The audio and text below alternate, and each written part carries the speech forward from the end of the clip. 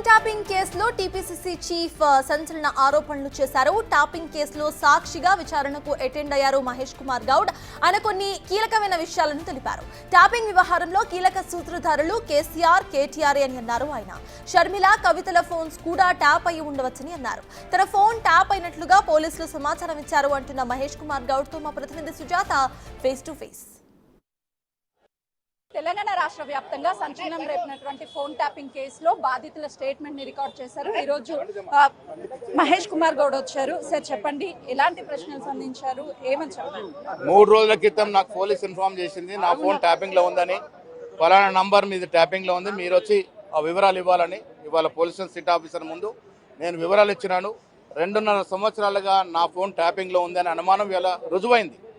వాళ్ళు డేటా అంతా డ్యామేజ్ చేశారు. ఓన్లీ 15 రోజుల డేటా మాత్రం అవైలబుల్ ఉంది. అయినప్పటికీ కూడా గవర్నమెంట్ అప్రజాస్వామికంగా, రాజ్యాంగానికి విరుద్ధంగా మా ఫోన్లు ట్యాప్ చేసింది. టెలిగ్రాఫ్ యాక్ట్ చట్టం ప్రకారం ఈ దేశంలో ఎవరి ఫోన్లు కూడా ట్యాప్ చేయడానికి లేదు, అన్లెస్ అండ్ అంటిల్ నక్సలైట్సో లేక ఉగ్రవాదులో టెర్రరిస్ట్ అయితే తప్ప.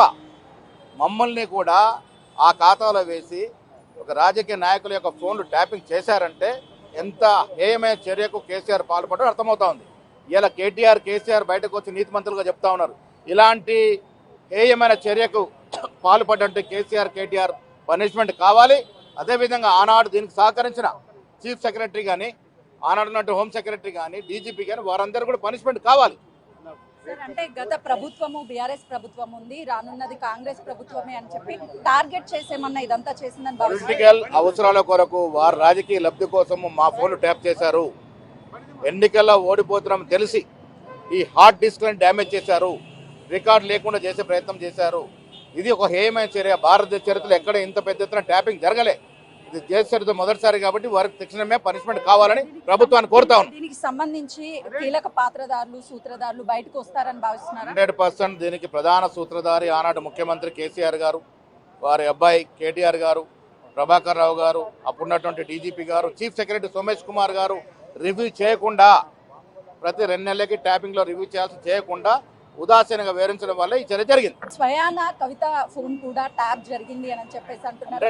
మరోవైపు వైఎస్ షర్మిల, వీళ్ళిద్దరివి కూడా అంటే స్వయాన చేసి ఉంటారా? షర్మిల గారి ఫోను, కవిత ఫోన్ కూడా ట్యాప్ అయి ఉండొచ్చు. తండ్రి కొడుకులు వారి అవసరాల కోసం ఇలాంటి చర్యలు, హేయమైన చర్యలు పాల్పడ్డారు కాబట్టి ప్రజలు వారు గద్దించారు. వారికి పనిష్మెంట్ కావాలని కోరుతాం. కేటీఆర్ కి, కవితకి కొంతవరకు గ్యాప్ వచ్చింది. అందుకే తెలంగాణ ఆనాడు కలిసే కదా ఈ రాష్ట్రాన్ని దోచుకున్నారు వాళ్ళు. ఇవాళ ఆస్తుల తగాద వల్ల గ్యాప్ వచ్చి ఉండొచ్చు. ఆనాడు కుటుంబం అంతా కూడా ఈ రాష్ట్ర సంపదను దోచుకున్నారు. Thank you. ప్రస్తుతానికి చూస్తున్నాము, కొంత మేరకు ఇప్పుడు స్టేట్మెంట్ ని రికార్డ్ చేశారు. ఈ నేపథ్యంలోనే తాను కీలక వ్యాఖ్యలు చేశారు. ఎందుకంటే గత బీఆర్ఎస్ ప్రభుత్వము కేవలము ప్రభుత్వం కాంగ్రెస్ అధికారంలోకి వస్తుందని భావించే కుట్రపూరితంగా ఫోన్ ట్యాపింగ్ ని చేశారు.